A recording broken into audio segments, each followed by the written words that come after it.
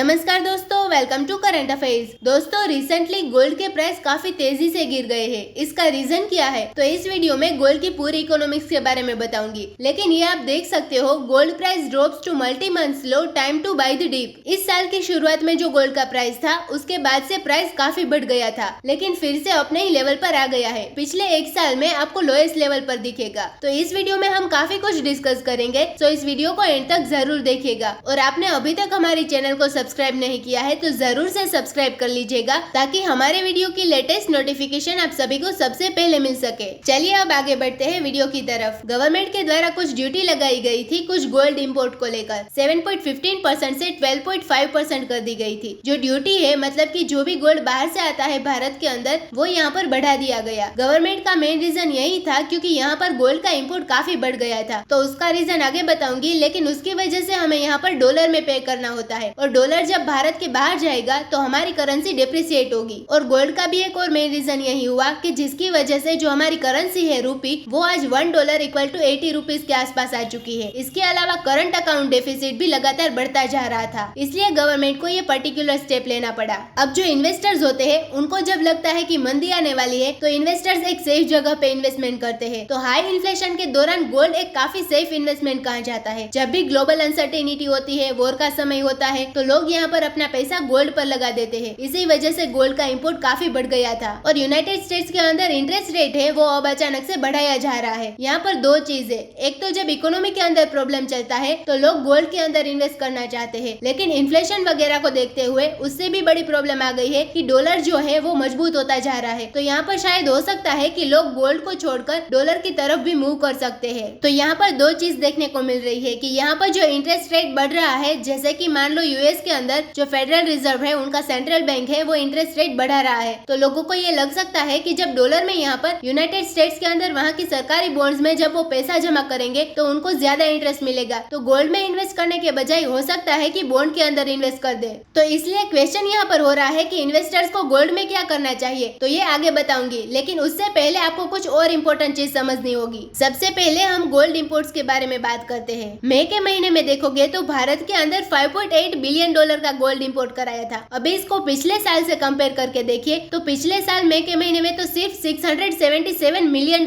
का gold import कराया था। पिछले साल के मुकाबले इस साल $5.8 बिलियन, इतना बड़ा हाई जंप लगा था गोल्ड के इंपोर्ट में। इस साल जून के महीने में देखे तो $22.6 बिलियन का गोल्ड इंपोर्ट हुआ, और पिछले साल जून के महीने में सिर्फ $969 मिलियन का गोल्ड इंपोर्ट हुआ था। तो गोल्ड इंपोर्ट बहुत तेजी से बढ़ गया था। उसका रीजन मैंने आपको पहले बता दिया कि ग्लोबल अनसर्टेनिटी होना, इन्फ्लेशन में बढ़ोतरी होना। तो लोग क्या करेंगे, मान लो कि लोग सेविंग्स अकाउंट में पैसा रख रहे हैं, लेकिन उसमें इंटरेस्ट रेट ज्यादा नहीं मिल रहा है, तो लोग गोल्ड की तरफ शिफ्ट होने लगते हैं। करेंसी में वॉलेटिलिटी देखने को मिल रही है, इक्विटी मार्केट अच्छे से परफॉर्म नहीं कर रहा है, तो लोग गोल्ड की तरफ जाने लगते हैं। और यही चीज भारत के अंदर देखने को मिला कि अचानक से पिछले कुछ महीनों में गोल्ड का इंपोर्ट बढ़ गया है। तो यहाँ पर बोला जा रहा है एक्सपर्ट्स के द्वारा कि जो कमोडिटीज होती है, उनकी अपनी एक साइकिल होती है जो अप डाउन होती रहती है। ऐसी सिचुएशन देखने को मिलती है, लेकिन लॉन्ग रन में यही बताया जाता है कि जो गोल्ड है, जो प्रीशियस मेटल है, बेसिकली उसकी वैल्यू बढ़ती रहेगी, क्योंकि गोल्ड एक लिमिटेड अमाउंट में अवेलेबल है दुनिया के अंदर। और यही रीजन है कि गोल्ड की वैल्यू लॉन्ग रन में बढ़ती रहती है। इसके अलावा यहाँ पर जो जियोपॉलिटिकल कंसर्न हुआ, कमोडिटी के अलग अलग प्राइसेस बढ़े, क्रूड का सप्लाई काफी ज्यादा घट गया because of Russia Ukraine war. तो ये सब रीजन की वजह से भारत के अंदर गोल्ड के इंपोर्ट में बढ़ोतरी देखने को मिली है। इसके अलावा एक और कोरिलेशन आपको समझना चाहिए कि जो इन्फ्लेशन और इक्विटी मार्केट है, उनका नेगेटिव कोरिलेशन है। मतलब कि देश के अंदर जब इन्फ्लेशन बढ़ता है तो इकोनॉमी का माहौल थोड़ा खराब होता है। इसकी वजह से जो स्टॉक मार्केट है, इक्विटी मार्केट है, वो खराब परफॉर्म करता है, वो डाउन होता है। लेकिन दूसरी तरफ अगर हम इन्फ्लेशन और गोल्ड को देखें तो यहाँ पर गोल्ड का प्राइस बढ़ता है। मतलब कि अगर इन्फ्लेशन बढ़ रहा है तो गोल्ड अपने वैल्यू को प्रिजर्व करके रखता है, वो जल्दी से डिटेरियोरेट नहीं होता। और इसलिए यहाँ पर इन्फ्लेशन बढ़ा तो लोग गोल्ड की तरफ शिफ्ट हो रहे थे। तो एक चीज आपको समझ में आ गई होगी कि गोल्ड का इंपोर्ट क्यों बढ़ा। अब हम बात करते हैं गोल्ड के प्राइस के बारे में। यहाँ पर आप इंटरनेशनली देखोगे तो गोल्ड का प्राइस पिछले 3 महीने के अंदर करीब 12% गिरा है। यहाँ पर आप इस चार्ट में देख सकते हो, ये पूरा एक साल का चार्ट दिखा रहा है। और ये एक साल पहले $1800 पर आउंस हुआ करता था गोल्ड, और आज की डेट में ये करीब $1700 आ गया है। पिछले 3 महीने का आप अगर देखो तो किस तरह से गोल्ड का प्राइस इंटरनेशनल मार्केट में गिरता गया है। और एक्सपर्ट्स के द्वारा बताया जा रहा है कि ये और ज्यादा गिर सकता है। उसका रीजन ये है कि यूएस के अंदर जो इन्फ्लेशन का आंकड़ा है, ये 40 ईयर हाई पर चला गया है, 9.1% तक चला गया है। अब कई लोगों को क्वेश्चन क्वेश्चन होगा कि अभी तो मैंने बोला कि इन्फ्लेशन जब बढ़ता है तो गोल्ड का प्राइस भी बढ़ना चाहिए। तो देखिए यहाँ पर जो इन्फ्लेशन बढ़ रहा है उसका एक दूसरा इफेक्ट हुआ है, वो ये है कि इन्फ्लेशन बढ़ने की वजह से फेडरल रिजर्व अपना इंटरेस्ट रेट बढ़ा रहा है। तो इससे क्या होगा कि आपकी अपॉर्चुनिटी कॉस्ट बढ़ जाएगी। मतलब कि जो इन्वेस्टर है वो ये सोचेगा कि मैं गोल्ड में इन्वेस्ट करूँ या फिर यूएस के अंदर, क्योंकि यूएस में इंटरेस्ट रेट अच्छा मिल रहा है तो वहाँ की बॉन्ड में पैसा जमा कर दो। पहले क्या था कि इंटरेस्ट रेट कम था तो लोगों को डिसीजन लेने में प्रॉब्लम नहीं होती थी, इसलिए लोग अपना इन्वेस्ट गोल्ड में कर देते थे। लेकिन इन्फ्लेशन इतना ज्यादा हो गया कि जिसकी वजह से इंटरेस्ट रेट बढ़ रहा है तो अपॉर्चुनिटी कॉस्ट बढ़ गई है। मतलब कि गोल्ड में इन्वेस्ट करने के बजाय इन्वेस्टर्स को लग रहा है कि बॉन्ड में जमा कर दो, क्योंकि यहाँ पर डॉलर स्ट्रॉन्ग होता है और उसको इंटरेस्ट रेट ज्यादा मिलेगा। तो आपको ये समझ में आ गया होगा कि क्यों गोल्ड का प्राइस है वो नीचे जा सकता है। उसका रीजन यही है कि लोग गोल्ड को छोड़कर यूएस की तरफ भागना चाहते हैं। लेकिन अगर मैं इस साल के परफॉर्मेंस की बात करूँ तो इस साल भारत के अंदर देखोगे तो गोल्ड ने डिसअपॉइंट नहीं किया। अगर आप इसको इक्विटी मार्केट्स के साथ कंपेयर करके देखो, यहाँ पर मैं आपको सेंसेक्स में दिखा रही हूँ। इक्विटी मार्केट इस साल की शुरुआत में करीब 59,000 आसपास चल रहा था और इस समय मार्केट में लगभग 10% गिरावट आ चुकी है, लगभग 53,000 आसपास हो गया। तो इक्विटी मार्केट में जिसने इन्वेस्ट किया होगा उसका तो इन्वेस्टमेंट का वैल्यू नीचे गया होगा, लेकिन अगर उसने गोल्ड के अंदर इन्वेस्ट किया होगा तो लगभग उसका वैल्यू गिरा नहीं है। तो लगभग उसका वैल्यू गिरा नहीं है, वो लगभग सेम है, क्योंकि गोल्ड 1 जनवरी को आप देखोगे तो 4900 पर ग्राम के आसपास था। यहाँ पर मैं इंडिया की बात कर रही हूँ। और 6 महीने के बाद आप देखोगे तो 4900 के आसपास ही देखने को मिल रहा है। तो उसकी वैल्यू में डिटेरियोरेशन नहीं हुआ है, और अगर इक्विटी मार्केट में लगाते तो वहाँ पर उसका डिटेरियोरेशन होगा। इसलिए बोला जाता है कि जो भी आपका इन्वेस्टमेंट है उसका कुछ हिस्सा गोल्ड में भी होना चाहिए। यहाँ पर हो सकता है कि गोल्ड का प्राइस अगले 1 साल तक थोड़ा सा वीक रहे, मतलब कि अभी जो प्राइस चल रहा है उससे थोड़ा सा अप डाउन होता हुआ दिखेगा, हो सकता है कि गिरता हुआ ही दिखे। जो लोग इन्वेस्ट करते हैं गोल्ड में उनको लॉन्ग टर्म के लिए करते रहना चाहिए। इसके अलावा एक्सपर्ट्स का मानना है कि अगर आप गोल्ड परचेज करने के बजाय कहीं और इन्वेस्टमेंट करना चाहते हैं तो आपको प्रेफर्ड मोड में इन्वेस्ट करना चाहिए, जैसे कि ETF एक्सचेंज ट्रेडेड फंड। जिस तरह से आप लोग स्टॉक मार्केट में शेयर खरीदते हो, म्यूचुअल फंड के माध्यम से खरीदते हैं, वैसे ही ETF होता है। या फिर एक और तरीका है, वो है सोरेन गोल्ड बॉन्ड स्कीम, जो सरकार लेकर आती है। उसमें आपको गोल्ड का जो भी प्राइस है वो तो मिलेगा ही, लेकिन साथ ही साथ आपको 2.5% इंटरेस्ट रेट भी एक्स्ट्रा मिलता है। तो यहाँ पर अलग अलग ऑफिस से, प्राइवेट बैंक से, फॉरेन बैंक से ये सोरेन गोल्ड बॉन्ड जो भारत सरकार रिलीज करती है वो आप खरीद सकते हैं। तो आपको समझ में आ गया होगा कि अभी जो गोल्ड प्राइसेस में क्रैश देखने को मिला है उसका मेन रीजन है कि डॉलर स्ट्रॉन्ग हो रहा है, इसलिए लोग अब गोल्ड को छोड़कर इंटरनेशनली डॉलर की तरफ भाग रहे हैं।